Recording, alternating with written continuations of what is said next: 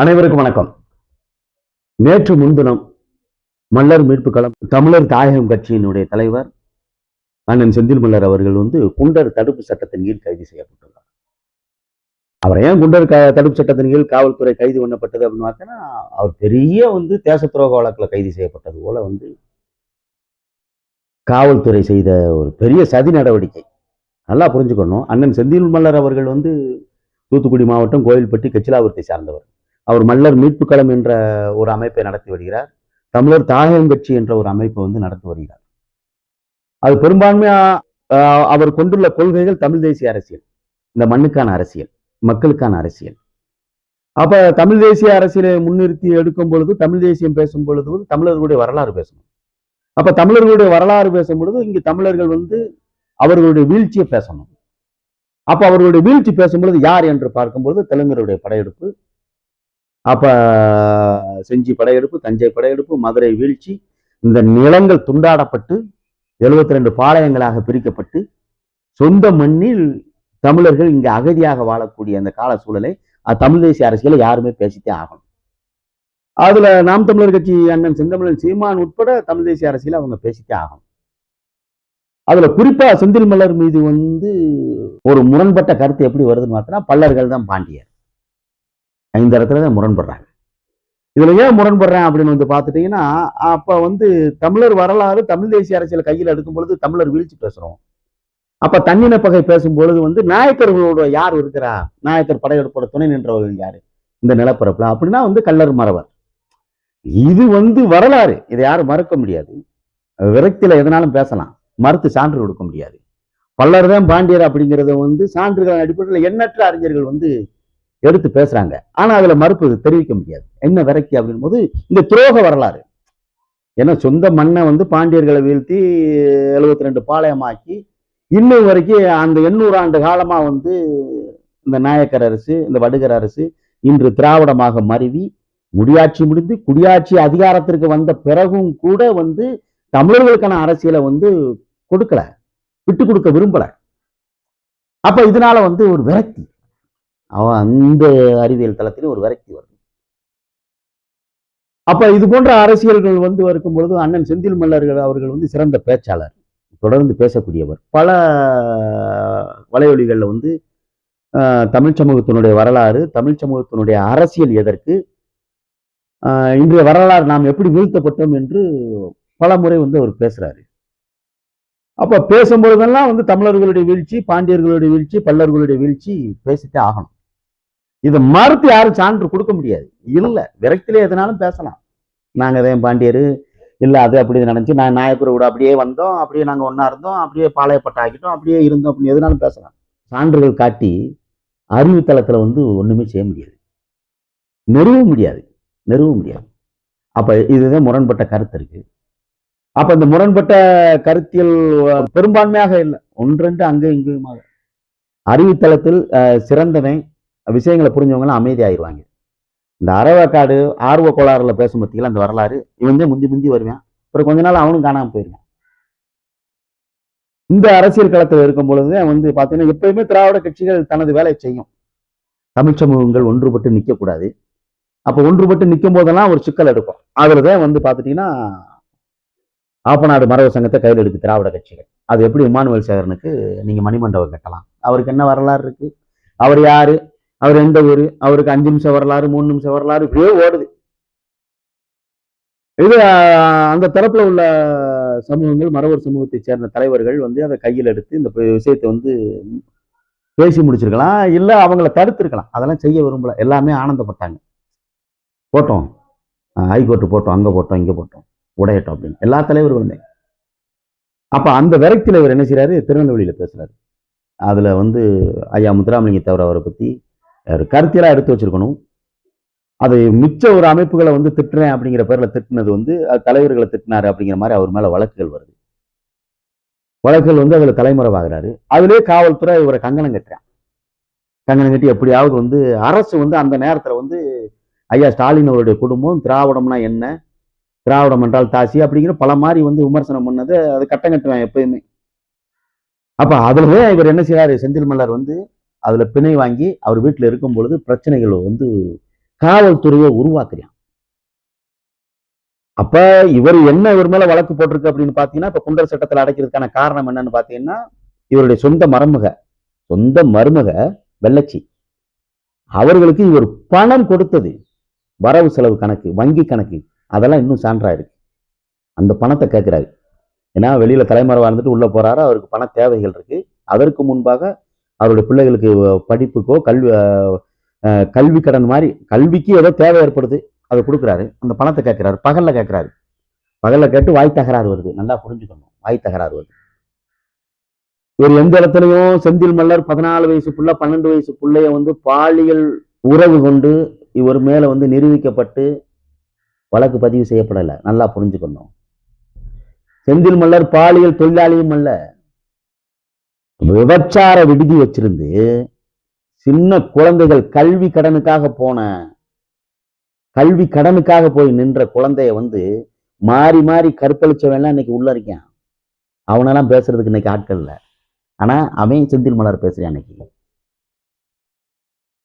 காலையில் நடந்த வாய் தகராறு இரவு நேரத்தில் செந்தில் மல்லர் வீட்டுல போய் சண்டை போட சொன்னது யாரு? உங்க காவல்துறையா? சொல்லுங்க பாப்பா. நீங்க 11 மணிக்கு காவல்துறைக்கு அழைப்பு விடுத்தது யாரு? செந்தில் மலர். இந்த மாதிரி வீட்டுல சண்டை ஓடுறாங்க, காவல்துறை வரணும் என்று சொன்னது யாரு? செந்தில் மலர். 11 மணிக்கு போன அந்த காவல்துறையினர் அந்த வெள்ளச்சி அவர்களை அழைத்து, நீங்க என்ன எழுதி கொடுத்தீங்க?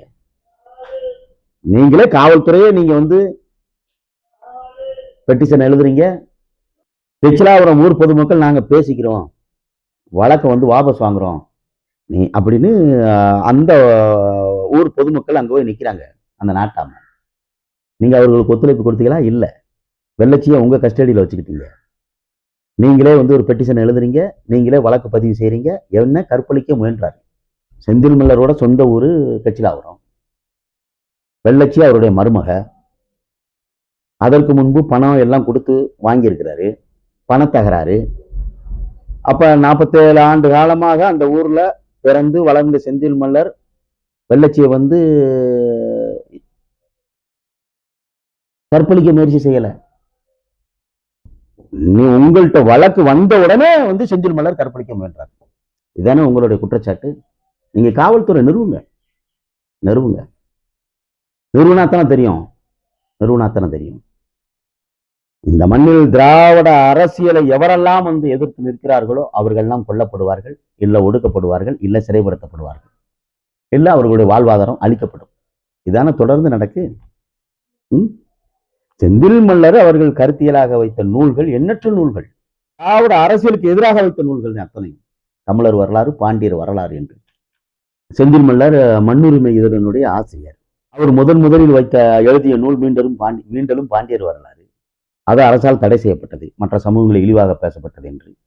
அவர் உயர்நீதிமன்றத்தில் போய் இது என்னுடைய கருத்தல்ல, இது அறிஞர்களுடைய சான்று, இலக்கிய சான்று என்று காட்டப்பட்டு மீண்டும் மீண்டலும் பாண்டியர் வரலாறு தடை நீக்கப்பட்டது. அது வரலாற்று உண்மை. அதைத் தொடர்ந்து தமிழர் வரலாறு, பாண்டியர் வரலாறு, திராவிடத்திற்கு எதிராக அவர் பதிவு செய்த நூல்கள் வேந்தர் குலத்தின் இருப்பிடம், பாவாணர் நோக்கில் பழந்தமிழர் அரசும் மரபும், தென்பாண்டி வேந்தர் தேக்கம்பட்டி பாலசுந்தரசு, மல்லரிய தந்தை தேவ ஆசீர்வாதம், ஏறும் போரும் இசைத்தகடு, மல்லர் மீட்பு கழகத்தினுடைய கொள்கை அறிக்கைகள், வெண்மணி வடிக்கலாகியும் வலிக்கிறது இன்னும், ஆண்டகுடி மீண்டெழுகிறது ஆளுமையை நோக்கி, மண்ணுரிமை இதழ் தொகுப்பு, தமிழ் தேசிய அரசியல் மல்லர் மீட்பு களம், இந்திரன் ஓவியம், இப்படி எண்ணற்ற நூல்கள் தமிழ் சமூகத்திற்கும் திராவிடத்துக்கு எதிராகவும் உண்மை வரலாறு, தமிழர் வரலாறை பதிவு செய்த பெருமை அண்ணன் செந்தில் மல்லருக்கு சேரும். அதைத் தொடர்ந்து பாண்டியர்கள் யார், தமிழர்களுடைய வரலாறு என்னன்னு எண்ணற்ற சான்றுகள் இந்த சமூகத்தினுடைய முன்னோடிகள் இந்த தமிழ் சமூகத்திற்கும் அறிவுத்தளத்திற்கும் படைத்த பெருமைகள் உண்டு. இதெல்லாம் எல்லா மாவட்டங்களிலும் நூலகங்களை திறந்து வைக்க வேண்டும் என்ற நோக்கோடு நாங்கள் அடுத்த கட்ட நகர்வுக்கு சென்று கொண்டிருக்கிறோம். இதுல எண்ணற்ற ஆளுமைகள்.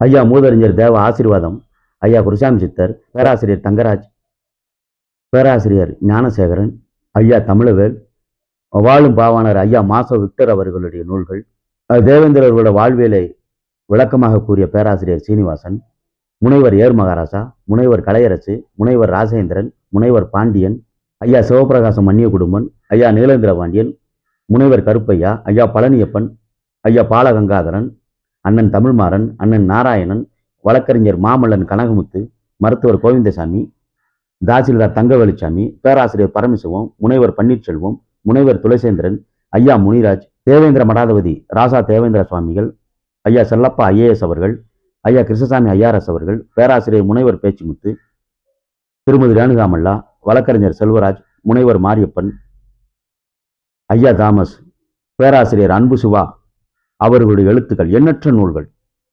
முனைவர் ராஜேஸ்வரி அவர்கள், இப்படி எண்ணற்ற ஆளுமைகள் தமிழர்களுடைய வரலாறு, பாண்டியர்களுடைய வரலாறை அறிவுத்தளத்தில் பதிவு செய்த வரலாற்று பெருமை இந்த மண்ணில் உண்டு. இதெல்லாம் தவிர்த்து மதுரை காமராஜர் பல்கலைக்கழகத்தினுடைய ஆய்வு முடிவுகள், மல்லர் ஆய்வுக்கோள் 105 கட்டுரைகள், பல இனக்குடிகளுடைய தலைவர்கள் பேராசிரியர்கள் கள ஆய்வு செய்து பாண்டியர்கள் யார், சேரர்கள் யார், சோழர்கள் யார், அவர்கள் மருதநில மக்கள் என்ற ஆய்வு கருத்தில எவராலையும் மறுக்க முடியாது. அப்படி ஆய்வு கருத்துக்கள் இருக்கு. அப்ப உண்மையை சொல்லும் பொழுது, உண்மையான கருத்தியல், உண்மையான தமிழ் தேசிய அரசியலை பேசும் பொழுது விரக்தி, ஒரு இயலாமை, கோபம், துரோக வெளிப்பாடு. அதனால் செந்தில் மலர் எப்படியாவது வீழணும், செந்தில் மலர் சாகணும், செந்தில் மலர் சிறைப்படணும், இந்த எண்ண ஓட்டங்கள். அப்போ ஒட்டுமொத்தமாக தமிழ் தேசிய அரசியலை விரும்புகின்ற நல விரும்பிகள், இந்த சமூகத்தினுடைய முன்னோடிகள், குண்டர் தடுப்பு சட்டம் என்பது ஏதோ புதிதாக இந்த சமூகத்தின் மீது திணிக்கப்பட்ட அடக்குமுறை அல்ல. 800 ஆண்டு காலத்திற்கு மேலாக இந்த சமூகத்தினுடைய அரச பயங்கரவாதத்திற்கு எதிராக இந்த சமூகம் தொடர்ந்து நசுக்கப்பட்டு வருவதை நாம் பார்த்து கொண்டே தான் இருக்கிறோம். அதனால் திராவிட கட்சிகளுக்கு எதிராக யாரெல்லாம் களம் காண்கிறார்களோ அவர்களெல்லாம் கொல்லப்படுவார்கள். ஒரு நுண்ணறிவு மதிநுட்பமான ஒரு அரசியலை கையில் எடுத்து திராவிடத்தை சிதைத்த ஒரு வரலாற்று பெருமகன் அண்ணன் செல்வா பாண்டியர் அவர்கள். திட்டமிட்டு இந்த திராவிட அரசு அவரை படுகொலை செய்தது. இதே தமிழ் தேசிய அரசியலை செல்வா பாண்டியருக்கு பிறகு கையில் எடுத்து வலம் வந்தவர் இளங்கோ மல்லர். அவரும் இந்த திராவிட அரசால் கொல்லப்பட்டார். உலகத்தில் உள்ள குமரிக்கண்ட ஆய்வுகளை தொடர்ந்து தமிழர் வரலாறு என்பது உலகம் முழுவதும் இருக்கிறது. அது பாண்டியர்களுடைய வாழ்வியல். அந்த பாண்டியர்களுடைய வாழ்வியலோடு சேர்ந்து பல்லர்களுடைய தடங்களும் பதிவு செய்யப்பட்டுள்ளது என்று உலகத்தில் கடல் வழியாக பயணம் செய்து உலக வரலாற்றை உலகத்திற்கு பறைசாற்றியவர் ஐயா ஒரிஷா பால் அவர்கள். ஒரிஷா பால் அவர்கள் இது திராவிட நாகரிகம் அல்ல, இது தமிழர் நாகரிகம் என்று சொன்ன ஒற்றை காரணத்திற்காக ஒரு இலங்கையில் ஒரு நிகழ்வில் அவர்களுக்கு நஞ்சு கொடுக்கப்பட்டு அவர் பேச முடியாம இந்த மண்ணில் செத்து விழுந்தவர் ஐயா ஒரிஷா பால் அவர்கள். அதே போன்ற அரசியல் ஆளுமைகள் ஐயா காடுவெட்டி குரு அவர்கள். காடுவெட்டி குரு அவர்களுடைய இறப்பு என்பது அப்பட்டமான ஒரு அரசியல் கொலை. செயலலிதா அரசால் அரங்கேற்றப்பட்ட ஒரு கொலை. இந்த மண்ணில் வனக்காவலனாக இருந்த ஐயா வீரப்பன் அவர்கள் படுகொலை செய்யப்பட்டதும் ஒரு அப்பட்டமான ஒரு கொலை. அவருக்கும் மோரில் நஞ்சு கொடுத்து படுகொலை செய்யப்பட்டார். அதுபோன்று இந்த மண்ணில் தமிழ் தேசிய அரசியலை எவரெல்லாம் எடுத்து வலம் வருகிறார்களோ, எவர்களெல்லாம் அரசியல் களம் காண்கிறார்களோ, அவர்களெல்லாம் சிதைக்கப்படுவதும் கொல்லப்படுவதும் ஒடுக்கப்படுவதும் இந்த திராவிட கட்சியினுடைய எழுதப்படாத சட்டமாக தொடர்ந்து கொண்டிருக்கிறது. அந்த வரிசையில் அண்ணன் செந்தில் மல்லர் அவர்கள், இன்னும் இந்த திராவிட கட்சிகள்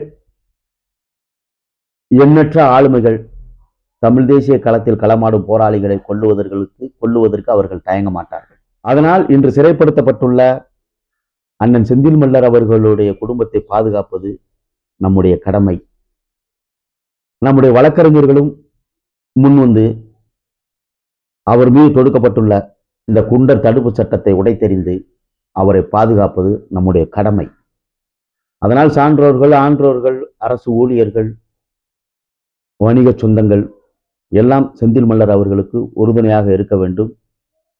அதே போன்று 50க்கும் மேற்பட்ட அறிஞர்களுடைய நூல்கள்லாம் தொகுக்கப்பட்ட நூல்கள்லாம் சேகரிக்கப்பட்டு வருகிறது. அதையெல்லாம் மாவட்டம் தோறும் அந்த நூல்களெல்லாம் நூலகமாக திறந்து வைத்து இளைஞர்களுக்கு அறிவை புகட்ட வேண்டிய கால சூழலும் இருக்கிறது. இளைஞர்களுடைய வாசிப்பு என்பது மிகவும் குறைந்து விட்டது. அதனால் இளைஞர்கள் நூல்களை வாசிக்கணும். 50க்கும் மேற்பட்ட அறிஞர்களுடைய நூல்கள், 1000த்துக்கும் மேற்பட்ட நூல்கள் எழுதப்பட்டிருக்கு. அந்த நூலெல்லாம் வாசிக்கணும் நீங்க. அதனால முரண்பட்ட கருத்துகள், முரண்பாடுகள் தொடர்ந்து கொண்டிருந்தாலும் தமிழ் தேசிய அரசியல் என்பது நமக்கு அது அரசியல் அல்ல. தமிழ் தேசிய அரசியல் என்பது நம்முடைய வாழ்வியல். அது அந்த வாழ்வியலை வென்றெடுக்க வேண்டும் என்றால் இங்க தமிழ் தேசிய அரசியலை ஒன்றாக வேண்டும். ஒன்றாக வேண்டும் தமிழ், வென்றாக வேண்டும் தமிழர்கள்.